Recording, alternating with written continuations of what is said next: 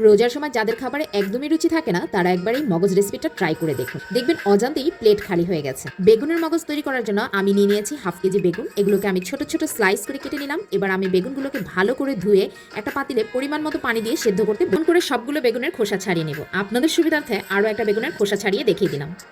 এরপর খোসা ছাড়ানো হয়ে গেলে বেগুনগুলোকে ভালোভাবে চটকে নেব। বেগুনটা ম্যাশ করার সময় দেখবেন হাতে কিছুটা আঁশ বাজবে, এই আঁশগুলোকে বেগুন থেকে ছাড়িয়ে ফেলে দিবেন। ব্যাস এই তো মগজ তৈরি করার জন্য বেগুনটা পারফেক্টলি রেডি করে নিলাম। এবার একটা কড়াইয়ে তেল দিয়ে তাতে একটা তেজপাতা দিয়ে দিলাম। এরপর দিলাম 1 কাপ পরিমাণে পেঁয়াজ কুচি। পেঁয়াজটা ব্রাউন কালার হয়ে আসা পর্যন্ত ভাজতে থাকবো।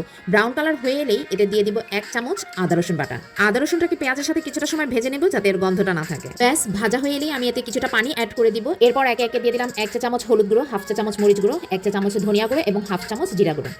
ব্যাস মশলাটা ভালোভাবে কষানো হয়ে গেলে আমি এতে ম্যাশ করে রাখা বেগুনটা দিয়ে দিলাম। এবার এই বেগুনটাকে মশলার সাথে ভালোভাবে কষিয়ে নিতে হবে যাতে করে বেগুনের ভেতরে যে এক্সট্রা পানিটা আছে সেটা পুরোপুরি শুকিয়ে যায়। বেগুনটাকে কষাতে দিয়ে আমি এখানে 2টা ডিম কাঁটা চামচ দিয়ে ফেটিয়ে নিলাম।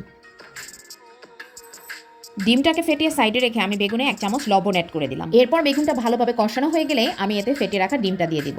এবার ডিমের সাথে বেগুনটাকে ভালোভাবে নাড়াচাড়া করতে হবে যাতে করে ডিম এবং বেগুন দুটোই ভালোভাবে ভাজা ভাজা হয়ে যায়। এরপর এতে ফালি করা 5-6টা কাঁচামরিচ দিয়ে দিব। আপনারা আপনাদের পছন্দ মতো ঝালটা অ্যাড করে নেবেন। সেই সাথে দিয়ে দিব ধনিয়া পাতা কুচি। সবগুলো উপকরণ ভালোভাবে মিশিয়ে আমি বেগুনের মগজটাকে 4 সাইডে দিয়ে আমি মাঝখানে কিছুটা জায়গা খালি করে নিব।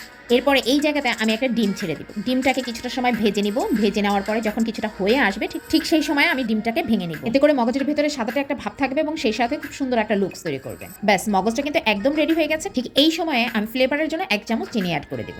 ব্যাস দেখলেন তো কতটা অল্প সময়ের ভিতরে ঘরে থাকা উপকরণ দিয়ে আমি সহজেই তৈরি করে নিলাম বেগুনের মগজ। রেসিপিটা অবশ্যই একবার বাসায় ট্রাই করে দেখবেন এবং আপনার কাছে কেমন লাগলো সেটা অবশ্যই কিন্তু কমেন্ট করে জানিয়ে যাবেন।